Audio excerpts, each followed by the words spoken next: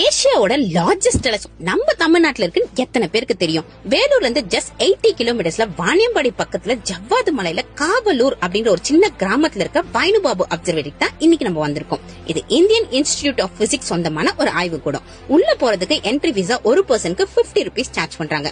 Ticket எடுத்ததும் ஒரு 15 minutes walk பண்ணி போற மாதிரி இருக்கும். நடக்க முடியாதவங்களுக்கு இங்க வெஹிக்கிள்ஸும் அரேஞ்ச் பண்ணிருக்காங்க. இந்த டெலஸ்கோப்ல இருக்கிற மிரர் 93 இன்ச் டயாமீட்டரும் 18 இன்ச் திக்னஸோட 3 டன் வெயிட் கொண்டதா அமைக்கப்பட்டிருக்கு. இந்த டெலஸ்கோப்பை பயன்படுத்தி ஜூபிட்டரை சுத்தி வளிமண்டலம் இருக்கிறதையும் யுரேனஸ் பிளானட்ஸ்க்கு ரிங்ஸ் இருக்கிறதையும் கண்டுபிடிச்சிருக்காங்க. அது மட்டும் இல்லாம நிறைய ஆஸ்ட்ராய்ட்ஸும் கண்டுபிடிச்சிருக்காங்க.